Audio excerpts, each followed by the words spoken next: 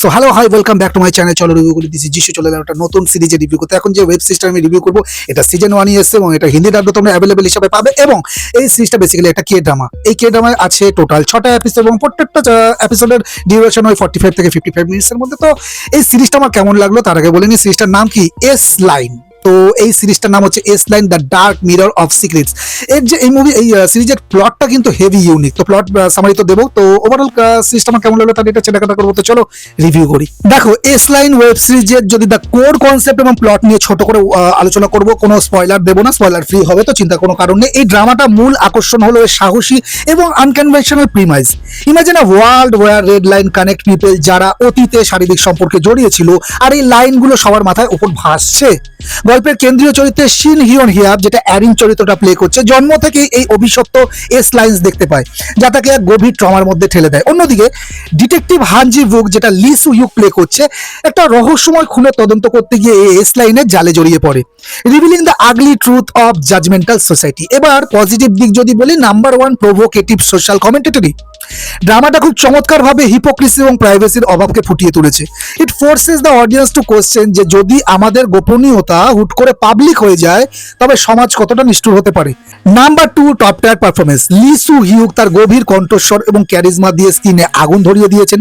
Arene delivers আ হাউন্টেনলি vulnerable performance যা তোমাকে emotionally connect কিন্তু করতে বাধ্য করবে। আর লিডা হিয়ে রহস্যময় লুক ড্রামাটিতে একটা আলাদা টেনশন তো যোগ করেছে। নাম্বার 3 পজিটিভ দিক, অ্যাটমসফেরিক সিনেমাটোগ্রাফি।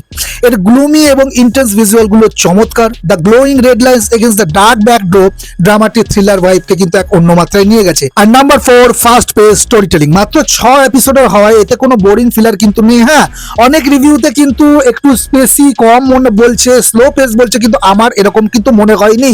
বরং উল্টোটাই মনে হচ্ছে যে এই সিরিজটা কিন্তু 6 এপিসোডের হওয়ায় প্রচন্ড ফাস্ট পেস লেগেছে, কোনো বোরিং ফিলার আমি পাইনি। Each episode is tight and packed with tension, যা তোমাকে এক নিঃশ্বাসে কিন্তু দেখে ফেলতে বাধ্য করবে।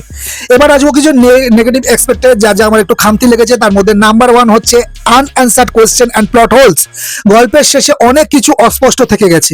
The finale felt rushed and somewhat metaphysical, যার ফলে অনেক লজিক্যাল প্রশ্ন অজানা রয়ে যায়।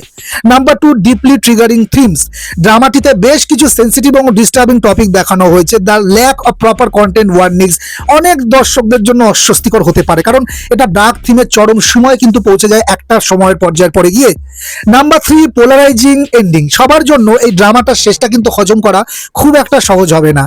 ইট লিভস ভিউয়ার্স মোর কনফিউজিং দ্যান স্যাটিসফাইড, যা অনেকের কাছে কিন্তু একটু নেগেটিভ মনে হতে পারে। ফাইনাল বারে যদি the S line is not just a regular thriller, it's a brutal social experiment. তুমি যদি একটু ডার্ক, রহস্যময় এবং সাহসী কন্টেন্ট পছন্দ করো তবে এটা তোমার ওয়াচ লিস্টে অবশ্যই রাখা উচিত। It will make you feel uncomfortable yet intrigued ঠিক একই সময়। রেটিং থাকবে 7.5 out of 10, a gritty masterpiece with a shaky ending. So, that's my take on the series. Subscribe, drop comment, stay tune. This is Jishu. Stay healthy, tata.